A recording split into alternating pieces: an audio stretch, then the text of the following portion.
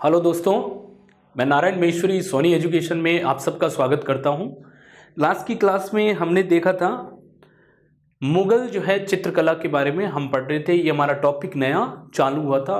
मुगल जो है संस्कृति में हमने मुगल जो है चित्रकला के बारे में हम पढ़ रहे थे। ठीक है, तो मुगल चित्रकला जैसे मैंने आपको बताया था कि चित्रकला एक ऐसा स्वरूप जो मैंने लास्ट क्लास में बताया था कि एक ऐसा माध्यम है जिसके द्वारा हम जो है अपनी भावनाओं की अभिव्यक्ति करते हैं। ठीक है, तो हम अपनी भावनाओं की क्या करते हैं, अभिव्यक्ति करते हैं, जिसके द्वारा हम अपने इमोशन को जाहिर करते हैं, जिसके द्वारा हम अपनी बात जो है लोगों तक पहुंचाते हैं। तो चित्रकला एक माध्यम है जिसके द्वारा एक आर्टिस्ट, एक कलाकार अपना जो है संदेश जो है पूरी देश, दुनिया और समाज तक पहुंचाना चाहता है। तो इसी जो चित्रकला जो है, जैसे चित्रकला के अलावा हम कह सकते हैं लेखक होते हैं, लेखक भी अपना संदेश कहाँ तक पहुंचाते हैं, लेखक भी अपना संदेश जो है अपनी जो है लेखनी के जरिए, अपनी जो है राइटिंग के जरिए लोगों तक अपना संदेश देते हैं। ठीक है, और तात्कालीन समाज की जो है रूपरेखा लोगों तक प्रस्तुत करते हैं। चित्रकला भी एक ऐसा ही माध्यम है जिसके द्वारा जो है तत्कालीन जो है समाज का जो है एक हम कह सकते हैं कि चित्रों के माध्यम से तत्कालीन समाज की स्थिति के बारे में बताया जाता है, उल्लेखित किया जाता है। ठीक है, और उसकी मनोदशा का वर्णन किया जाता है। ठीक है, अब जैसे मैंने आपको बताया चित्रकला के बारे में, तो मुगल चित्रकला, जैसे अगर हम मुगल चित्रकला की ही बारे में बात कर रहे हैं तो दोस्तों देखिए कि मुगल जो चित्रकला है, ठीक है, मुगल चित्रकला, मुगल चित्रकला, ठीक है, मुगल पेंटिंग्स या चित्रकला। तो मुगल चित्रकला का संस्थापक किसे माना जाता है? मुगल चित्रकला का संस्थापक हुमायूं को माना जाता है। ठीक है, तो संस्थापक मैंने लास्ट की क्लास में बताया, फिर भी मैं एक बार चालू करता हूं यहां से। संस्थापक हुमायूं को, हुमायूं के समय मुगल चित्रकला की स्थापना होती है। ठीक है, तो चित्रकला का संस्थापक हुमायूं को माना जाता है। ठीक है, अब जब मुगल चित्रकला का संस्थापक हुमायूं है तो दोस्तों मुगल चित्रकला के लिए एक जो है सेपरेट विभाग का या अलग विभाग की स्थापना कौन करता है? अकबर करता है। तो विभाग का गठन कौन करता है? अकबर। तो विभाग का गठन करता है अकबर, विभाग का गठन अकबर करता है। ठीक है, यहां तक हमने बात पढ़ी, विभाग का गठन अकबर। उसके बाद में मुगल कला का स्वर्ण काल किसे कहा जाता है? तो मुगल चित्रकला का स्वर्ण काल, मुगल चित्रकला का स्वर्ण काल, कला का स्वर्ण काल जो है, स्वर्ण काल, वो माना जाता है जहांगीर के समय को। ठीक है, ये सवाल जो है एग्जाम में काफी बार पूछा गया है और काफी बार पूछा भी जाएगा। ठीक है, क्यों पूछा जाएगा? क्योंकि सवाल अपने आप में बहुत इंपॉर्टेंट है। इसी समय जो मुगल चित्रकला थी, यानी कि मुगल दरबार में जो चित्रकलाएं बन रही थी, तो वो चित्रकलाएं अपने जो है हम कह सकते उत्कृष्ट लेवल पर, या हम कह सकते हैं अपने उच्चतम बिंदु पर थी। तो कलाकारों द्वारा जो चित्र बनाए गए थे वो अलग अलग प्रकार के चित्र बनाए गए थे, अलग अलग शैली के चित्र बनाए गए थे, अलग अलग रंगों का यूज किया गया था, अलग अलग जो है मनोदशाओं का प्रयोग किया गया था, अलग अलग मनोदशा को दर्शाया गया था। तो ये, और भारत हिंदू और मुस्लिम जो है चित्रकला में यहाँ आते आते हिंदू और मुस्लिम जो शैली थी चित्रकला की, उसका समन्वय देखने को मिलता है, उसका तालमेल देखने को मिलता है। और जहांगीर ने जो है इस पूरी चित्रकला को अपने दरबार में जो है संरक्षण प्रदान किए थे। महान जो चित्रकार थे उस समय के, उन सभी चित्रकारों को संरक्षण जो है जहांगीर ने प्रदान किए। तो इसलिए जहांगीर का काल, क्योंकि जहांगीर खुद जो है, देखिए दोस्तों, जहांगीर खुद जो है चित्रकला में बहुत ज़्यादा रुचि लेता था। ठीक है, जहांगीर जब चित्रकला में रुचि लेता था तो ऐसा बोला जाता है, ऐसा इतिहासकार बताते हैं कि जहांगीर आंख देखकर बता देता था कि किसी भी चित्रकला की जो है उसकी एक आंख देखकर वो बता सकता था कि ये चित्र किस जो है कलाकार ने बनाया है, किस जो है पेंटर ने बनाया है, ठीक है। तो ये जो है बेसिकली ये जहांगीर का गुण था। जहांगीर खुद बहुत पारखी था। तो मुगल चित्रकला का पारखी किसे कहा जाता है? जहांगीर को कहा जाता है मुगल चित्रकला का या चित्रकला का पारखी। तो मुगल काल में चित्रकला का पारखी, मुगल चित्रकला का पारखी, चित्रकला का पारखी का पारखी जहांगीर को कहा जाता है, ठीक है। ये भी आपको ध्यान रखना है। तो मुगल चित्रकला का पारखी किसे कहा जाता है? जहांगीर को कहा जाता है, ठीक है। यहां तक हमने बात की। अब जो है यानी कि कुछ शब्दावलियां हैं जो चित्रकला के लिए इंपॉर्टेंट है। मैं ये सब मानता हूं आपके एग्जाम में पूछ लिया जाए तो हमारा कोई भी सवाल गलत नहीं होना चाहिए। यही हमारी जो है पूरी कोशिश रहती है कि आप तक वो सारे फैक्ट पहुंचाए जाएं जो आपके एग्जाम के लिए इंपॉर्टेंट है। जैसे कुछ शब्दावलियां का जो है बहुत ज्यादा प्रयोग जो है चित्रकला में विशिष्ट रूप से किया जाता है, वो ऐसा मैं मानता हूं एग्जाम में कई बार पूछा गया है और कई बार पूछी जाएगी ये चीजें। तो आपको ये ध्यान में रखना है कि हमको कुछ शब्दावलियां, विशेष शब्दावलियां जो चित्रकला के लिए प्रयोग में आती है उनका ध्यान रखना है। मुर्का जो है, मुर्का हम कह सकते हैं चित्रकला के एल्बम को कहा जाता है। तो मुर्का किसे कहा जाता है? चित्रकला के एल्बम को जो है मुर्का कहा जाता है, बिल्कुल। जैसे मुर्का चित्रकला के एल्बम, तो चित्रकला के एल्बम को क्या कहा जाता है? मुर्का कहा जाता था, ठीक है। तो अगर आपका एग्जामिनर ये पूछ ले कि चित्रकला के एल्बम को क्या कहा जाता था, तो आपका आंसर बहुत सिंपल होगा दोस्तों, मुर्का कहा जाता है। अब आगे जो है पोर्ट्रेट किसे कहा जाता है, ठीक है। तो पोर्ट्रेट शैली के चित्रकार या पोर्ट्रेट किसे कहा जाता है? जो छवि चित्र बनाते हैं, जो इंसानों के चित्र बनाते हैं। जैसे मैं खड़ा हूं, मेरे खड़ा जो है खड़े का स्केच बना दिया, ठीक है। मेरी ये टी शर्ट पहनी हुई सोनी एजुकेशन, उस पर लिख दिया, मेरा चेहरा बना दिया, मेरी हेयर स्टाइल बना दी और पूरा मेरे को जो है कैनवास पर या कपड़े पर या हम कह सकते हैं कागज पर मेरे को उकेर दिया।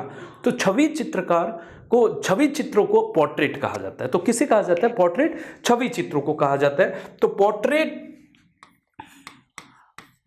पोर्ट्रेट जो होता है वो छवि चित्रों को पोर्ट्रेट कहा जाता है, छवि चित्रों को, ठीक है। तो छवि चित्र को पोर्ट्रेट कहा जाता है। अब एक जो है यहां पर जो है एक शब्दावली जो हमको जो है देखने को मिलती है, उस्ताद जो है चित्रकला के चित्रकारों को जो है उस्ताद कहा जाता था। तो मुगल जो हम कह सकते हैं मुगल काल में जो प्रमुख जो चित्रकार थे उनको क्या कहा जाता था? उस्ताद कहा जाता था। तो हम कहेंगे तो एक तरह की एक उपाधि हम कह सकते हैं। उस्ताद क्या थी? उस्ताद चित्रकला की एक उपाधि थी। चित्रकारों को उपाधि दी जाती थी, चित्रकारों को उपाधि, ठीक है। ये उपाधि क्या थी? बेसिकली हम कह सकते हैं कि चित्रकार को देने वाली उपाधि जो थी उसको हम कहते हैं कि क्या कहा जाता है? उस्ताद कहा जाता था, ठीक है। अब जो है मीर मुसव्विर, ठीक है। मीर मुसव्विर जो है प्रमुख चित्रकार होता था। तो प्रमुख जो चित्रकार जो है, जो मुख्य चित्रकार होता था साम्राज्य का, उसको मूर मुसव्विर कहा जाता था। तो मीर मुसव्विर, और कई जगह मूर लिखा जाता है, तो मैं आपको बता दूं मूर भी आए तो वो ठीक है, पर मीर मुसव्विर क्या सही नाम है? मीर मुसव्विर जो प्रमुख चित्रकार होता था, साम्राज्य का प्रमुख चित्रकार को मीर मुसव्विर कहा जाता था, ठीक है। तो मीर मुसव्विर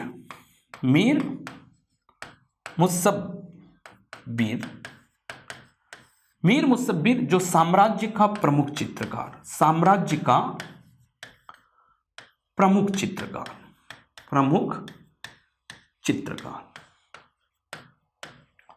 तो मीर मुसव्विर क्या था? साम्राज्य का प्रमुख चित्रकार, ठीक है। अब कुछ होते हैं चित्रों की शैली में भित्ति चित्र, ठीक है। भित्ति चित्र किसे कहा जाता था? भित्ति चित्र, ठीक है। भित्ति चित्र से आप जानते हो कि इनको क्या कहते हैं? म्यूरल्स पेंटिंग कहते हैं, म्यूरल्स, ठीक है। इंग्लिश में इसको कहते हैं म्यूरल्स, ठीक है, भित्ति चित्र। जो दीवारों पर बनाई जाती थी, ऐसी पेंटिंग जो दीवारों पर उकेरी जाती थी, ऐसे चित्रों को क्या कहा जाता है? भित्ति चित्र कहा जाता था। जैसे मान लीजिए कि आपके आसपास में दीवारों पर जो किसी भी तरह की चित्रकारी होती है, ठीक है, तो ऐसी चित्रकारी को म्यूरल्स कहा जाता है, मुरनाल जो है म्यूरनल भी कहा जाता है। तो भित्ति चित्र जो है बेसिकली दीवारों पर पत्थरों पर उकेरे जाने वाली चित्रकारी को भित्ति चित्रकारी कहा जाता है, ठीक है। तो इसी लाइन में जो है भित्ति चित्रकारी जो है अब्दुस समद और दसवंत जो थे वो मुगल काल में दो चित्रकार थे, अब्दुस समद और जो है दसवंत। ये बहुत ही ज़्यादा एक्सपर्ट थे, तो भित्ति चित्रकारियों के विशेषज्ञ माने जाते थे। तो आपको अगर एग्जामिनर आपका ये पूछ ले कि भित्ति चित्रकारी का एक्सपर्ट किसे माना जाता था, मुगल काल में विशेषज्ञ कौन थे, तो भित्ति चित्रकारी जैसे मैं आपको बता चुका हूं कि दीवारों पर बनने वाली पेंटिंग या चित्रकारी को भित्ति चित्रकारी कहा जाता था। अब्दुस समद और जो है यानी कि अब्दुस समद और दसवंत ये जो है ये बेसिकली इस चित्रकारी के विशेषज्ञ थे, ठीक है। तो भित्ति चित्र,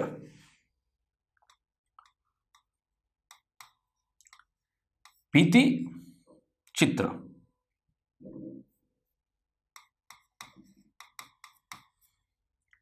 भित्ति चित्र में जैसे मैंने यहां लिख देता हूं कि दीवारों पर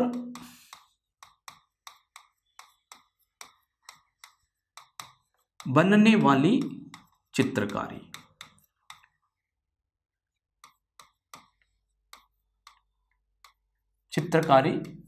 और इसके विशेषज्ञ कौन थे दोस्तों? तो विशेषज्ञ में मैं उल्लेखित करना चाहूंगा विशेषज्ञ में अब्दुस समद, ठीक है, अब्दुस समद तथा दसवंत। ये बेसिकली ये क्या थे? ये जो है ये भित्ति चित्रकारी के एक्सपर्ट आदमी थे। क्या थे? भित्ति चित्रकारी के एक्सपर्ट आदमी थे। अब मैं आपको बताऊं कि मुगल चित्रकला की क्या विशेषता थी। तो मुगल चित्रकला की जो विशेषता थी इसके ऊपर भी बात कर ली जाए। मुगल चित्रकला की विशेषता पर भी बात करनी बहुत जरूरी है। इसलिए जरूरी है कि हम चित्रकला पढ़ लें पर हमको ये पता ही नहीं कि मुगल चित्रकला की विशेषता क्या थी, किस तरह से मुगल चित्रकला का जो है योगदान रहा होगा, ये इसमें किस तरह की बात जो थी वो इंपॉर्टेंट थी। तो देखिए मुगल चित्रकला जो है बेसिकली हम कह सकते हैं धर्मनिरपेक्ष थी और अभिजात्य वर्ग की चित्रकला थी, ठीक है। धर्मनिरपेक्ष तथा अभिजात्य वर्ग की चित्रकला थी। तो यानी कि हम कह सकते हैं मुगल चित्रकला की पहली विशेषता ये थी कि ये धर्मनिरपेक्ष तथा अभिजात्य वर्गीय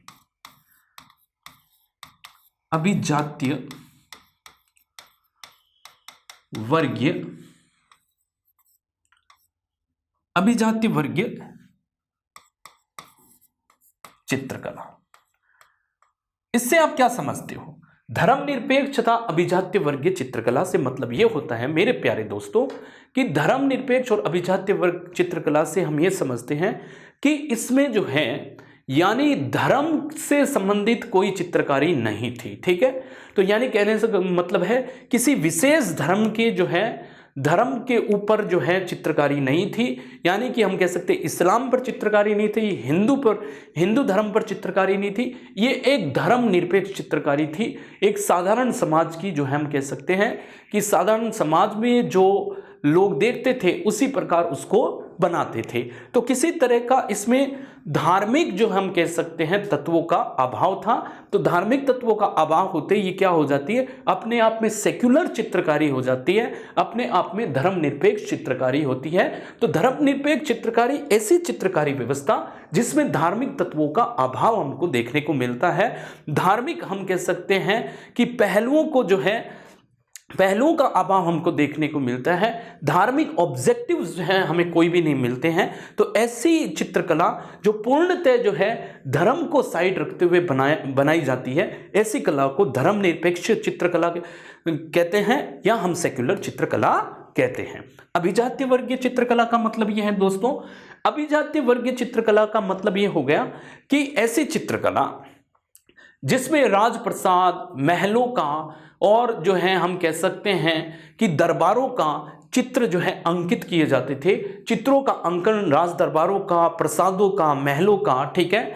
और हम कह सकते हैं कि बड़े बड़े जो हम कह सकते हैं कि जो समाज के बड़े जो लोग थे, समाज के पायदान पर सबसे ज़्यादा जो ऊपर जो विराजमान जो लोग थे, उनकी जो चित्रकारी बनती थी वो मुगल कला में जो है प्रमुखतः उनकी ही चित्रकारी बनती थी। राजप्रसादों की, महलों की, इस तरह की चित्रकारी मिलती थी। तो इसलिए ये चित्रकला क्या थी? अभिजातीय वर्गीय चित्रकला थी। तो अब देखिए कलाकारों का नाम जो था, ठीक है, यानी कि कोई भी पेंटिंग बनाई और कलाकारों का नाम जो था, बेसिकली जिस चित्रकला में हम बात करते हैं कि कलाकारों का नाम जो है खोदने की, कलाकारों का नाम जो है लिखवाने की परंपरा जो है, बेसिकली ये मुगल कला की चित्रकला की देन है। यानी कि पेंटिंग के नीचे कलाकार के जो है हस्ताक्षर होना, या हस्ताक्षर जो है चित्रकला जो कलाकार था उसका जो चित्र पर हस्ताक्षर मिलते थे, वो हस्ताक्षर की देन हम कह सकते हैं ये मुगल काल की देन है। तो मुगल चित्रकला की एक और विशेषता हम कह सकते हैं कि मुगल चित्रकला की विशेषता ये रही कि विशेषता क्या थी? कलाकारों के हस्ताक्षर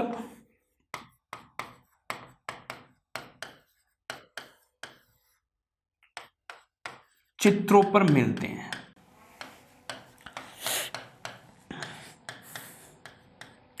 तो कलाकारों के हस्ताक्षर हमको क्या मिलते हैं? चित्रों पर मिलते हैं।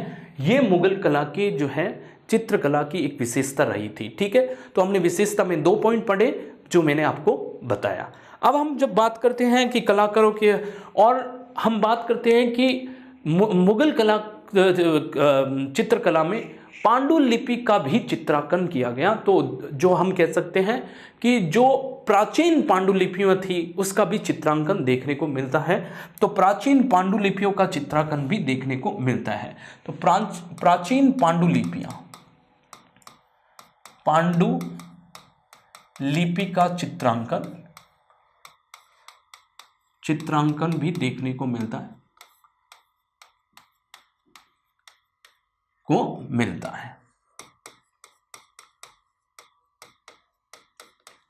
तो दोस्तों ये मैंने दिया बेसिक इंट्रोडक्शन जो चित्रकला के बारे में था, मुगल काल की चित्रकला के बारे में एक बेसिक इंट्रोडक्शन जो हम सबको ध्यान रखना होता है, उसी के बारे में मैंने जो बात की है उसको मैं आपको एक बार फिर बता देता हूं कि मुगल चित्रकला का संस्थापक हुमायूं, विभाग का गठन, एक अलग चित्रकला का विभाग का गठन किसने किया?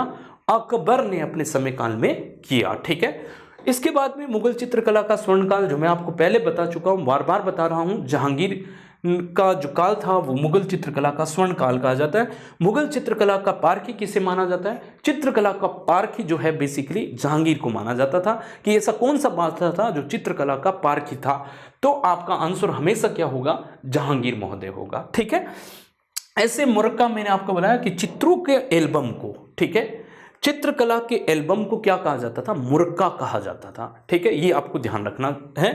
पोर्ट्रेट किस तरह की? छवि चित्रों को पोर्ट्रेट चित्रकारी बना। अगर आपको कोई बोले पोर्ट्रेट बना दो मेरा, पोर्ट्रेट बनाने का मतलब है कि आपका खुद का जो है स्वरूप जो है अंकन करने का वो बोल रहा है। अगर कोई बोले कि मेरा पोर्ट्रेट बना दो, इसका मतलब है वो आपके अपने स्वरूप का अंकन करने को बोल रहा है, ठीक है। उस्ताद जो है चित्रकारों को उपाधि दी जाती थी। तो मुगल कला के चित्रकारों को, मुगल काल के जितने भी चित्रकार थे, जो प्रमुख चित्रकार थे, उनको उस्ताद नाम से पुकारा जाता था, ठीक है। ऐसे ही हमने मीर मुसव्विर की बात की। मीर मुसव्विर जो है साम्राज्य का प्रमुख चित्रकार हुआ करता था, ठीक है।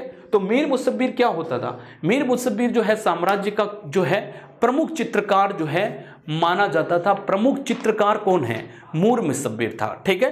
तो मीर मुसव्विर जो है साम्राज्य का प्रमुख चित्रकार था, ठीक है। अब हम बात करते हैं कि मुगल काल में भित्ति चित्र बनते थे।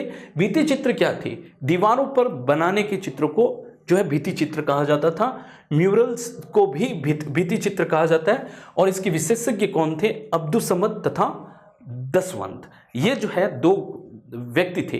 ये बहुत ही ज़्यादा जो है हम कह सकते हैं कि इस चित्रकला के विशेषज्ञ थे, पारखी थे, और इनके हम कह सकते हैं कि एक तरह का इनको एक्सपर्टाइज था और एक्सपर्टी थे, ये इन दीवारों पर चित्र बनाने के जो है एक्सपर्ट आदमी थे। ठीक है, अब हम बात करते हैं यहाँ से मुगल चित्रकला की क्या विशेषता रही। तो मैंने आपको बताया कि अभिजात्य वर्ग की थी और ये जो है किसी भी तरह से धर्मनिरपेक्ष थी। तो हम कह सकते हैं ये धर्मनिरपेक्ष चित्रकला थी मुगल चित्रकला, और अभिजात्य वर्ग की चित्रकला थी, जो मैं मेंशन कर चुका हूँ, एक्सप्लेन कर चुका हूँ। मुगल चित्रकला की विशेषता ये थी, कलाकारों का जो नाम अंकित मिलता है चित्रों पर वो पहली बार यहीं से स्टार्ट होता है। यहाँ हमको देखने को मिलता है कि कोई भी कलाकार अपना जो है चित्र बनाकर अपने हस्ताक्षर नीचे करता था। ठीक है, अब हम बात करते हैं नेक्स्ट पॉइंट। जैसे नेक्स्ट स्लाइड में हमने बात की थी कि प्राचीन पांडुलिपियों का चित्रांकन देखने को मिलता है। ये भी हम कह सकते हैं कि पांडुलिपियां जो हैं वो जो है देखने को मिलती है।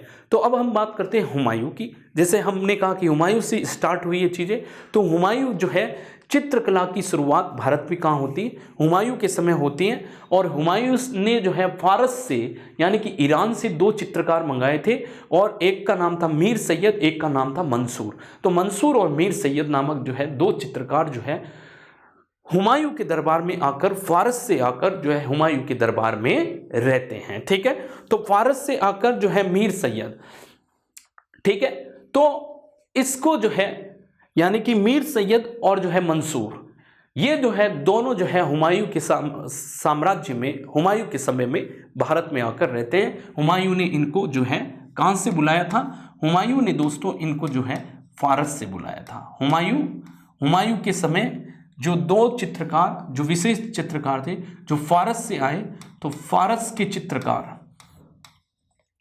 चित्रकार कौन थे, फारस के चित्रकार मंसूर तथा मीर सैयद। ठीक है, मीर सैयद ये जो है ये फारस के जो है दरबार में थे। इन दोनों को जो है यानी कि ईरान के दरबार में थे, ईरान के दरबार से इनको जो है बुलाया गया, और हुमायूं के समय चित्रकारों की चित्रकला की शुरुआत मानी जाती है। वो जो मैं पहले लिख चुका हूं, तो मैं यहां लिखने की जरूरत महसूस नहीं कर रहा हूं। ठीक है, अब यहां से जैसे इस जो है मीर सैयद को नादिर उल अस्तर की जो है उपाधि दी गई। तो हुमायूं द्वारा इसको कौन सी उपाधि दी गई, तो हुमायूं ने इसको एक उपाधि थी दोस्तों, हुमायूं ने मीर सैयद को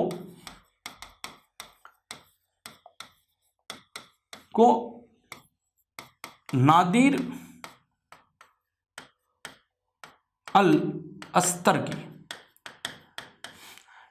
अल अस्तर की जो है उपाधि दी थी।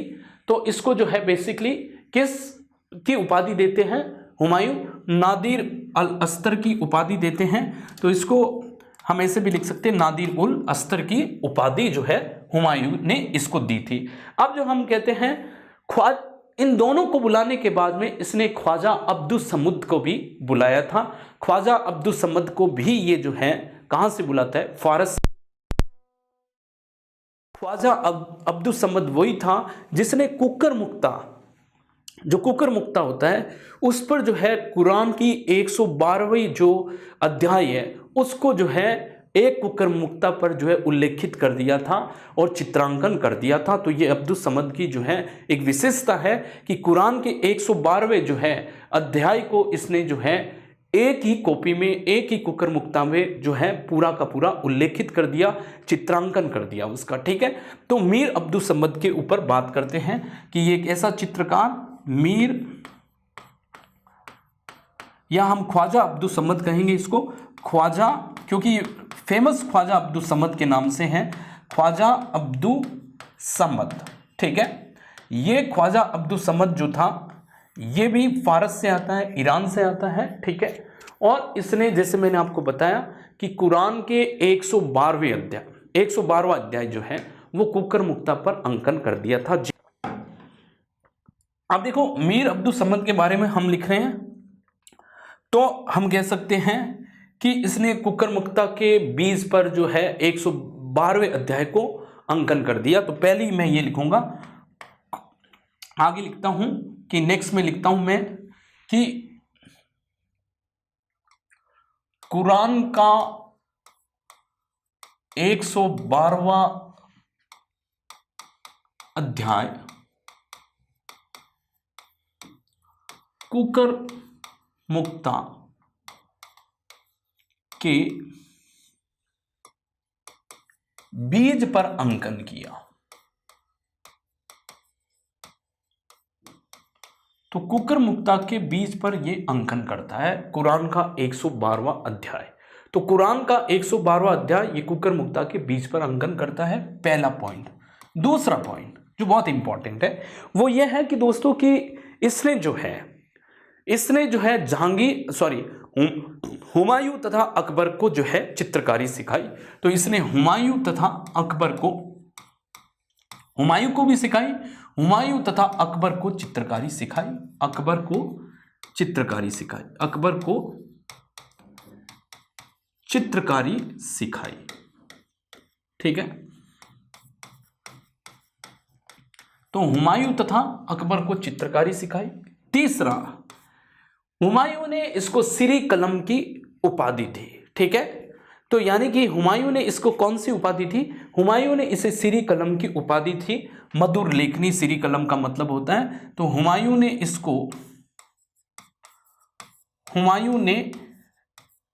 इसको सिरी कलम की उपाधि दी। सिरी कलम यानी कि माधुर्य लेखनी, सिरी कलम की उपाधि दी। ठीक है, तो इसको सिरी कलम की उपाधि कौन देता है?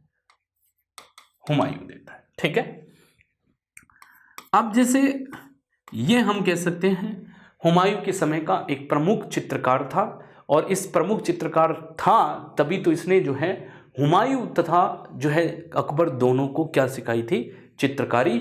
जी हाँ मेरे दोस्तों, इसने ही चित्रकारी सिखाई थी। अब हम बात करते हैं हुमायूं के समय जो है यानी हज़नामा या हमज़नामा। ठीक है, तो हमज़ानामा जो था, उस हमज़ानामा की बेसिकली जो है यानी कि एक हम कह सकते हैं पुस्तक है, इस्लामिक पौराणिक ग्रंथ है। हमज़ानामा का चित्रांकन भी होता है, और हमज़ानामा का चित्रांकन जो है मीर सैयद की देखरेख में होता है। तो हम कह सकते हैं इस्लामिक पौराणिक जो है ये यानी ग्रंथ है, इसका चित्रांकन होता है हमज़ानामा। क्या नाम है इसका? हमज़ानामा। हमज़ानामा क्या है इसके बारे में हम जानकारी लेते हैं। हमज़ानामा, ठीक है, हमज़ानामा। ठीक है, तो हमज़ानामा दोस्तों ये क्या है? इस्लामिक पौराणिक ग्रंथ, इस्लामिक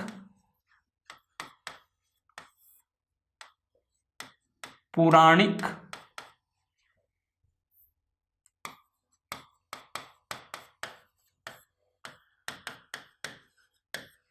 तो इस्लामिक जो है पौराणिक ग्रंथ है हमज़ानामा। ठीक है, तो हमज़ानामा एक इस्लामिक पौराणिक ग्रंथ है जिसकी जो है हम कह सकते हैं कि इसका चित्रांकन होता है, इस्लामिक पौराणिक ग्रंथ का चित्रांकन जो होता है वो इस मीर सैयद की देखरेख में होता है, इसके निरीक्षण में होता है। तो सर्वप्रथम ये यानी कि हम कह सकते हैं सर्वप्रथम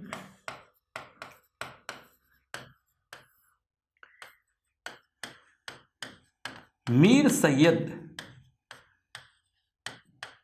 के निरीक्षण में इसका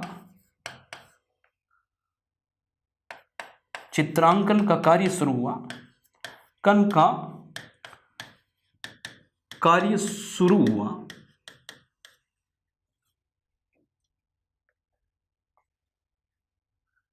शुरू हुआ तथा कार्य पूरा अब्दुल समद के समय हुआ, की देखरेख में हुआ, देखरेख में हुआ। ठीक है, तो कार्य जो था वो अब्दुल समद की देखरेख में हुआ। ठीक है, तो यानी कि कार्य जो चालू किया गया था वो मीर सैयद के निरीक्षण में चालू हुआ। और पूरा किसके समय होता है, पूरा किसकी देखरेख में होता है, पूरा अब्दुल समद की देखरेख में होता है। जी हाँ मेरे दोस्तों, तो अब्दुल समद की देखरेख में इस हमजा नामा का जो है बेसिकली यानी कि कार्य जो है इस्लामिक पौराणिक ग्रंथ है, और इसी इस्लामिक पौराणिक ग्रंथ का चित्रांकन का कार्य शुरू होता है। एक तरह का ये पांडुलिपि है। इसके सारे जो चित्र है वो लिनन के कपड़े पर बनते हैं। तो सारे चित्र किसके ऊपर बनते हैं, सारे चित्र जो है लिनन के कपड़े पर जो है बनते हैं। ठीक है, तो इसके सभी चित्र जो है लिनन के कपड़े पर बनते हैं। सभी चित्र लिनन के कपड़ों पर बनते हैं, लिनन के कपड़े पर बनते हैं।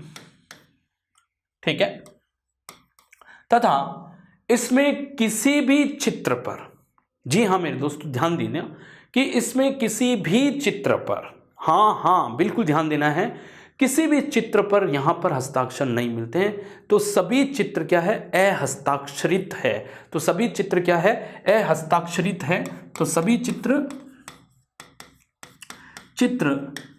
अहस्ताक्षरित है,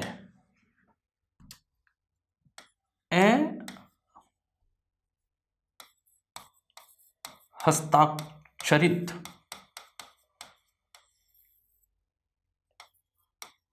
ठीक है, तो किसी पर हमको साइन नहीं देखने को मिलते हैं। सारे के सारे चित्र किसके, लिनन के कपड़े पर बने हुए हैं, बनते हैं। तो सारे के सारे चित्र लिनन के कपड़े पर बने हुए हैं। ठीक है, ऐसे लिखेंगे हम इसको, बने हुए हैं। ठीक है, तो सारे के सारे चित्र किस पर बने हुए, लिनन के कपड़े पर बने हुए। तो ये हमने बात की कि हुमायूं के टाइम पर होने वाले इंपॉर्टेंट वर्क के बारे में, यानी कि महत्वपूर्ण कार्य जो चित्रकला के संदर्भ में हुए हैं उसके बारे में बात की। तो मैं एक बार आपको फिर से बता देता हूं कि हमने कहां से अपनी बात चालू की है। हमने बात चालू की कि हुमायूं के बारे में बात की हमने कि हुमायूं जो है फारस के चित्रकार मंसूर तथा मीर सैयद को बुलाता है। ठीक है, मंसूर तथा मीर सैयद फारस यानी ईरान के चित्रकार थे। इनको हुमायूं न्योता देता है भारत आने का। तो भारत आने का न्योता देता है, तो ये भारत आते हैं। हुमायूं की इस जो है यानी कि हम कह सकते हैं कि न्योते को स्वीकार करता है, इस जो है संदेश को स्वीकार करता है, तथा ये भारत आते हैं। भारत आते हैं तो हुमायूं ने जो है हुमायूं ने इसी मीर सैयद को क्या दिया था, इसी मीर सैयद के निरीक्षण में देखो, आप देखो मैंने जो है आपको बताया था कि पांडुलिपि का या इस्लामिक ग्रंथ का जो है हमजा नामा जो था उसका जो है कार्य जो है निरीक्षण का, चित्रांकन का, निरीक्षण का कार्य जो है इसकी ही देखरेख में हुआ था। तो सारा जो काम हो रहा था हमजा नामा को लेकर, उस समय के जो चित्रकार जो है, कई सारे चित्रकार जो है लगे थे, 100 से ज़्यादा चित्रकार लगे थे इसको जो है पेंटिंग, इसको चित्रांकन करने में। इन सारे 100 पेंटर्स का कार्य का जो निरीक्षण था वो कौन कर रहा था, वो ये निरीक्षण कर रहा था। इसी की देखरेख में ये सारा काम हो रहा था। तो इसकी देखरेख में ये सारा काम हो रहा था। तो आप समझ सकते हो ये किस तरह का व्यक्ति था कि संचालन करना, इसका मतलब ये खुद बहुत बड़ा चित्रकार था, पारखी था। तो ये मीर सैयद जो था यही हमजा नामा का जो था ये प्रमुख रूप से निरीक्षण करने वाला चित्रकार था। पर कार्य जो है किसके समय कंप्लीट हुआ, वो अब्दुल समद के समय कंप्लीट हुआ, जो हमने बात की। अब इसी हुमायूं ने इसी मीर सैयद को क्या उपाधि प्रदान की थी, इसको नादिर उल अस्तर की उपाधि प्रदान की। तो मीर सैयद को नादिर उल अस्तर की उपाधि प्रदान की, ठीक है। तो इसको एक उपाधि प्रदान की जाती है नादिर उल अस्तर की। तो नादिर उल अस्तर की उपाधि इसको प्रदान की जाती है। तो आपके एग्जाम में यदि ये सवाल आ जाए कि हुमायूं ने किसको जो है नादिर उल अस्तर की उपाधि प्रदान की, तो आपका आंसर हमेशा यही होगा कि हुमायूं ने नादिर उल अस्तर की उपाधि जो है मीर सैयद को प्रदान की। अब हम बात करते हैं ख्वाजा अब्दुल समद। ख्वाजा अब्दुल समद भी मैंने आपको कहा कि वो वही व्यक्ति है जो इस समय जो है हम कह सकते हैं कि फारस से आता है, हुमायूं के दरबार में आता है और कुरान का 112वां अध्याय जो था वो कुकरमक्ता के बीज पर अंकित कर देता है। देखिए कितना बड़ा कलाकार होगा कि पूरा का पूरा अध्याय कुकरमक्ता के जो है बीज पर अंकन करना अपने आप में कलाकारी का जो है हम कह सकते हैं कि उत्कृष्ट उदाहरण या हम कह सकते हैं सर्वोच्च उदाहरण रहा होगा। इसमें कोई संदेह नहीं है, किसी प्रकार का कोई हमको संदेह नहीं होना चाहिए इसकी कलाकारी पर। ठीक है, हुमायूं तथा अकबर को ये चित्रकारी सिखाता है। तो आप देखिए कि ये बादशाह को, स्वयं बादशाह को चित्रकारी सिखाता है, फिर बादशाह के पुत्र जो है अकबर थे, हुमायूं का जो पुत्र था अकबर था, उसको भी ये चित्रकारी सिखाता है। तो इसको जो है हुमायूं किस तरह की जो है उपाधि प्रदान करता है, हुमायूं ने इसको सीरी कलम की उपाधि प्रदान करता है। तो हुमायूं जो है इसको कौन सी उपाधि प्रदान करता है? सीरी कलम, यानी माधुर्य लेखनी कहा जाता है। तो सीरी कलम को क्या कहा जाता है? माधुर्य लेखनी कहा जाता है। तो हुमायूं ने इसको सीरी कलम की उपाधि प्रदान की। जी हाँ मेरे दोस्तों, कौन सी उपाधि प्रदान की? सीरी कलम की उपाधि प्रदान की। अब कहते हैं हमजानामा। हमजानामा जो है इस्लामिक पुराणिक ग्रंथ है, यानी कि हम कह सकते हैं कि अर्ध पौराणिक अरब जो है ग्रंथ है या इस्लामिक ग्रंथ है, तो अर्ध पौराणिक है। ठीक है, तो अर्ध पौराणिक ग्रंथ है, तो यानी कि अर्ध पौराणिक या इस्लामिक पुराणिक जो है ग्रंथ है। तो ये जो इस्लामिक पुराणिक ग्रंथ है, इसमें जो है बेसिकली ये अरबों का ग्रंथ है वैसे, क्योंकि इस्लाम का उदय कहाँ से होता है? अरब से होता है। तो ये अरबों का या इस्लाम का एक अर्ध पुराणिक ग्रंथ है। इसका जो है चित्रांकन का कार्य, जो मैंने आपको कहा, सर्वप्रथम मीर सैयद के निरीक्षण में, फिर इसका चित्रांकन का कार्य शुरू होता है और पूरा जो कार्य होता है वो किसके समय होता है? अब्दुस समद के समय होता है। तो अब्दुस समद के समय जो है इसका कार्य पूरा होता है। तो अब्दुस समद, ठीक है, अब्दुस समद के समय इसका पूरा कार्य जो है पूरा होता है, ये हमको ध्यान रखना है। सभी चित्र जो है लीलन के कपड़े पर बने हुए थे। जी हाँ मेरे दोस्तों, तो सारे चित्र थे वो लीलन के कपड़े पर बने हुए थे, ये हमको याद रखना है कि इसके जो जितने भी चित्रांकन हुए थे इस पूरी पांडुलिपि का, इस पूरे अर्ध पौराणिक इस्लामिक ग्रंथ का, ठीक है, जो अरबी ग्रंथ था, क्योंकि इस्लाम का उदय कहाँ होता है? अरब में होता है। तो इसका जो है हम कह सकते हैं कहाँ से होता है? ये जो है अब्दुस समद की देख। सभी चित्र लीलन के कपड़े पर बने हुए थे। तो लीलन के कपड़े पर सारे के सारे चित्र बने हुए थे और सभी चित्र क्या थे? अहस्ताक्षरित थे। तो अहस्ताक्षरित सभी के सभी चित्र क्या थे? अहस्ताक्षरित थे। इसमें किसी भी तरह का चित्रों पर हस्ताक्षरित यानी कि हस्ताक्षरित चित्र इसमें नहीं मिलते हैं कि किसी भी कलाकार ने अपने हस्ताक्षर नहीं किए थे, इसका मतलब ये है। ठीक है, मैं बहुत जो है ध्यान से धीरे धीरे आपको समझा रहा हूं ताकि आपको चीजें एक एक समझ में आए। अब आते हैं हम अकबर के तरफ। अकबर की तरफ बढ़ने से पहले जैसे मैंने आपको बताया कि अकबर ने चित्रकला का एक नया विभाग की स्थापना की। तो चित्रकला विभाग की स्थापना करता है, चित्रकला विभाग की स्थापना करता है। विभाग की स्थापना जो मैं पहले भी बता चुका हूं, फिर भी मैं यहां बताऊंगा क्योंकि ये एक बड़ा इंपॉर्टेंट फैक्ट है। तो चित्रकला विभाग की स्थापना करता है। इसका अध्यक्ष कौन होता है या मुख्य प्रमुख कौन होता है? इसका प्रमुख होता है अब्दुस समद। कौन होता है? अब्दुस समद जो व्यक्ति है वो इसका प्रमुख होता है। तो अब्दुस समद जो व्यक्ति है वो क्या होता है? इसका प्रमुख होता है। तो अकबर ने क्या किया दोस्तों? जब अकबर महान जो है यानी कि शासन पर बैठा, जो भारत का सम्राट बनता है, बादशाह बनता है, उस समय जो है ये चित्रकला के लिए एक नए विभाग की स्थापना कर देता है। जब नए विभाग की स्थापना करता है तो ये एक स्वाभाविक सी बात है कि राजा उसी को जो है चित्रकार का प्रमुख जो है यानी कि उस विभाग का प्रमुख उसको बनाएगा जो उसका गुरु रहा होगा, क्योंकि यही जो व्यक्ति है, जी हाँ मेरे दोस्तों, यही वो व्यक्ति है अब्दुस समद जिसने किसको सिखाया था चित्रकारी, जिसने जो है हुमायूं तथा अकबर दोनों को अपने पिता यानी कि अकबर के पिता को भी इसने ही सिखाई थी जो चित्रकारी सिखाई थी, और अकबर को जो चित्रकारी सिखाई थी अकबर ने ही जो है इससे चित्रकारी सीखी थी। तो अकबर ने क्या किया?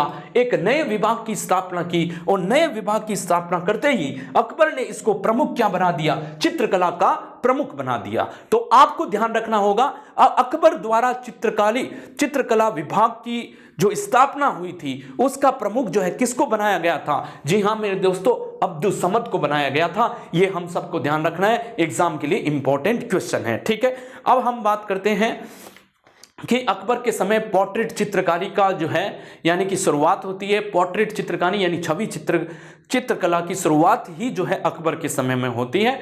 जहांगीर के समय में और शाहजहां के समय में आते आते यानी जहांगीर के समय में आते आते छवि चित्रकारी जो है प्रमुख रूप ले लेती है। ठीक है, यानी कि छवि चित्रकारी मुख्यतः जो है हम कह सकते हैं कि छवि चित्रकारी जो है चित्रकारी का एक अभिन्न अंग बन जाती है जहांगीर के समय में। ठीक है जी हाँ मेरे दोस्तों, आईने ए अकबरी, आईने ए अकबरी में यानी कि मुख्यतः 17 चित्रकारों का उल्लेख होता है।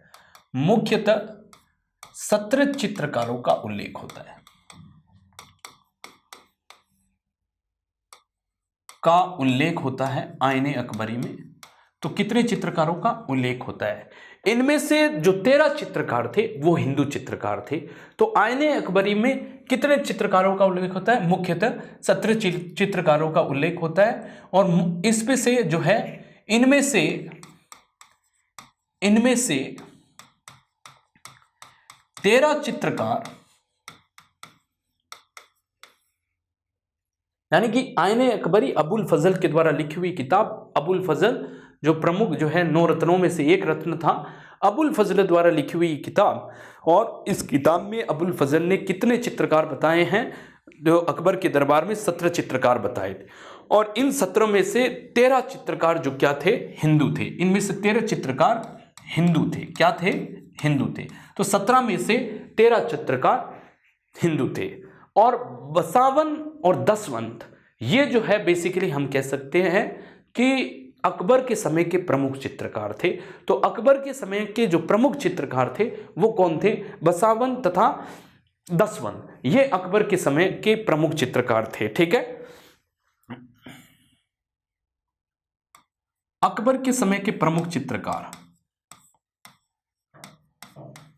समय के प्रमुख चित्रकार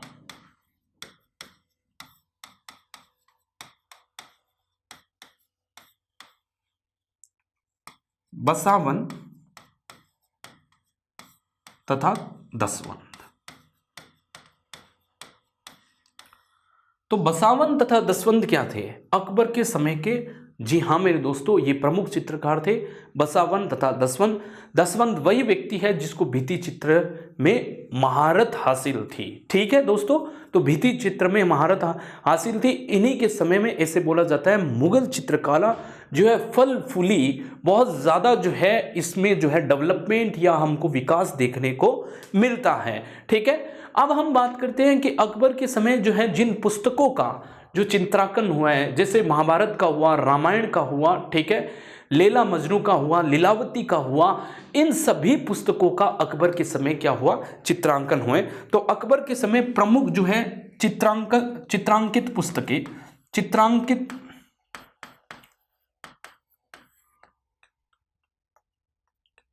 चित्रांकित पुस्तकें जो है वो क्या है? लैला मजनू,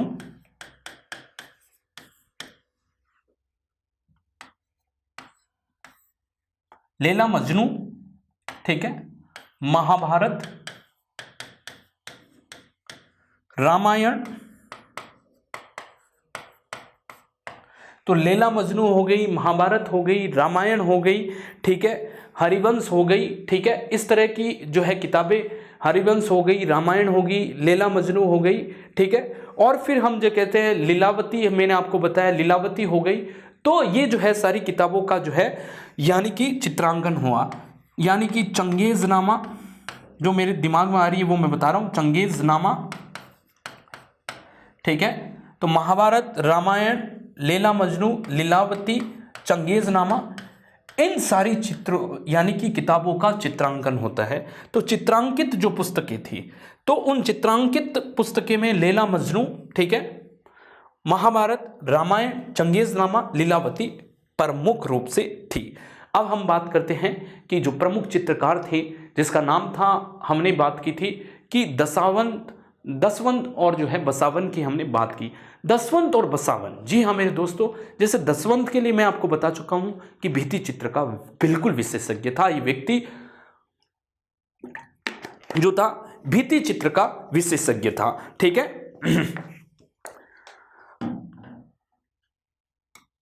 अब देखिए दसवंत के बारे में बात करें तो साम्राज्य का प्रमुख चित्रकार, पहली बात साम्राज्य का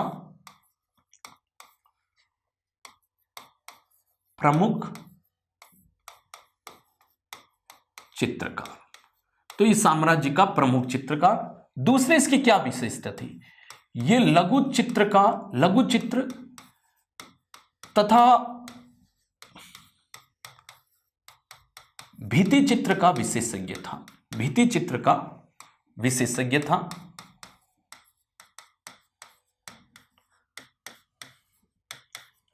तो ये लघु चित्र तथा भित्ति चित्र का विशेषज्ञ था, जी हां मेरे दोस्तों। अब इसने अपने जीवन के अंतिम समय में आत्महत्या कर ली थी, तो इसने अपने जीवन के अंतिम समय में आत्महत्या कर दी। तो जीवन के अंतिम समय में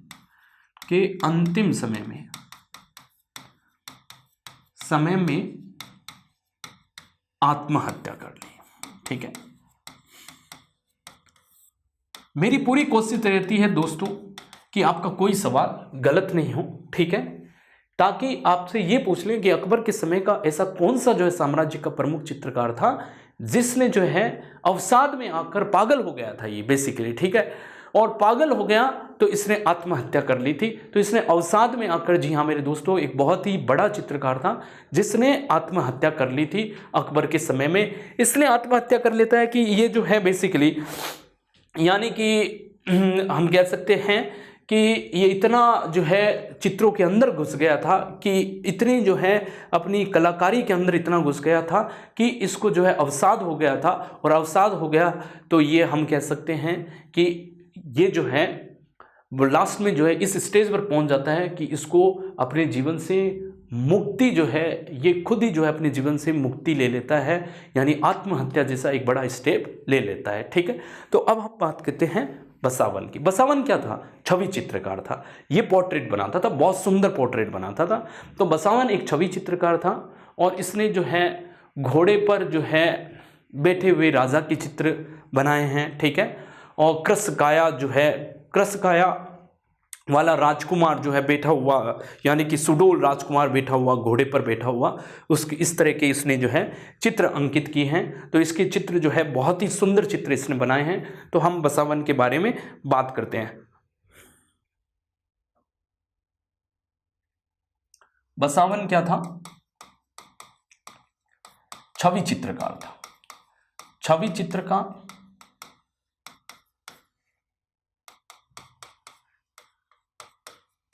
कृशकाय घोड़े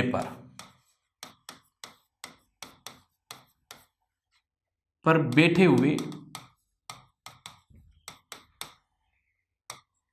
मजनू का चित्र इसने बनाया।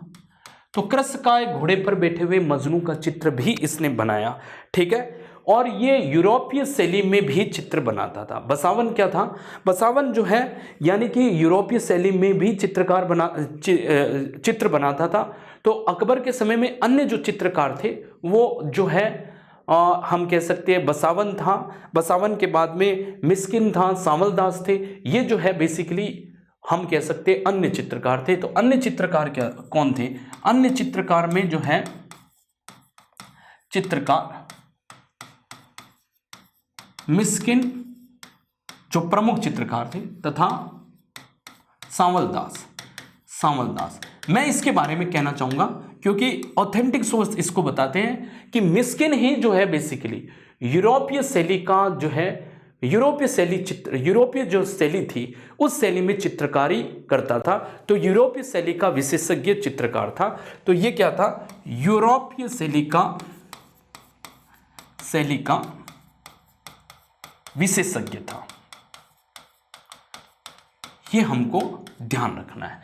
तो ये यूरोपीय शैली का विशेषज्ञ था। तो मैंने अकबर के बारे में जितनी बातें जो आपके एग्जाम में पूछी जाती है कि चित्रकारी को लेकर, वो मैंने बताई। तो मैं आपको एक बार फिर बताता हूँ अकबर के बारे में हमने क्या क्या बात की थी। तो अकबर के बारे में हमने ये बात करी थी कि अकबर, जी हाँ मेरे दोस्तों, ये रहा अकबर, ठीक है। अकबर ने चित्रकला विभाग की एक स्थापना की, और जब इसने एक विभाग की स्थापना की तो ऑब्वियसली इसने प्रमुख किसको बनाया? अब्दुस समद को बनाया था। तो प्रमुख कौन था? अब्दुस समद था। अब्दुस समद के रूप में इसने जो इस विभाग की स्थापना, अब्दुस समद के रूप में इसने जो है हम कह सकते हैं कि अब्दुस समद की देखरेख में एक विभाग की स्थापना करता है। अब हमने बात की कि आईने अकबरी में मुख्यतः कितने चित्रकारों का अंकन होता है। ये एक सवाल है जो एग्जाम में पूछा जाता है कि आईने अकबरी में कुल 17 चित्रकारों का जो है नाम मिलता है। कितने चित्रकारों का नाम मिलता है? तो कुल 17 चित्रकारों का नाम जो है हम कह सकते हैं कि आईने अकबरी में मिलता है। इनमें से 13 चित्रकार क्या थे? इनमें से 13 चित्रकार दोस्तों मेरे हिंदू चित्रकार थे। कौन थे? हिंदू चित्रकार थे। तो अकबर के समय जो प्रमुख चित्रकार जो थे उसके जो है दरबार में वो थे बसावन तथा दसवंत, ठीक है। बसावन तथा दसवंत ये प्रमुख चित्रकार थे। चित्रांकित जो पुस्तकें हुई थी अकबर के समय, लैला मजनू, महाभारत, रामायण, चंगेजनामा, लीलावती, जो मैं पहले ही कह चुका हूं आपको, ठीक है। अब हम बात करते हैं कि दसवंत जो है साम्राज्य का प्रमुख चित्रकार था। जी हाँ मेरे दोस्तों, दसवंत क्या था कि अकबर के साम्राज्य का, अकबर के समय जो है प्रमुख चित्रकार कौन था? वो दसवंत था। और दसवंत किस में एक्सपर्ट था? लघु चित्र यानी छोटे चित्र बनाने में एक्सपर्ट था। बहुत छोटी चित्रकारी जो है ये करता था, बहुत छोटे चित्र बनाता था, तो उसमें ये एक्सपर्ट था। तो लघु चित्रों में ये एक्सपर्ट था। भित्ति चित्र ये बनाता था, ठीक है। तो भित्ति चित्रों में मैं आपको पहले भी कह चुका हूँ ये विशेषज्ञ था। जीवन के अंतिम समय में इसने क्या कर ली थी? आत्महत्या कर ली थी। बिकॉज क्या हुआ, कारण क्या था? ये पागल हो गया था, ठीक है। अब अवसाद में आकर, ठीक है। नेक्स्ट हमने बात की कि बसावन जो है छवि चित्रकार था, पोर्ट्रेट चित्र बनाता था, छवि बनाता था, सम्राट की छवि बनाता था। तो इसने बहुत सारे जो है यानी कि राजप्रसाद के प्रमुख जो लोग थे उनके बारे में राजप्रसाद के जितने भी प्रमुख लोग थे उनका चित्र इसने बनाया था। और हम कह सकते हैं कि कृष्ण का एक घोड़े पर बैठे हुए मजनू का चित्र इसका बहुत ही इंपॉर्टेंट चित्र है जो इसने बसावन ने बनाया था। और अन्य चित्रकार कौन थे? अन्य चित्रकार थे अकबर के दरबार में मिस्किन और तथा सामलदात। ये जो मिस्किन था ये यूरोपीय शैली का विशेषज्ञ चित्रकार था, ठीक है। तो ये हमको ध्यान रखना है। जी हाँ मेरे दोस्तों, ये हमको सबको ध्यान रखना है क्योंकि एग्जाम में पूछा जाता है। सो आज की इस क्लास में इतना ही, बाकी हम बात करेंगे नेक्स्ट क्लास में।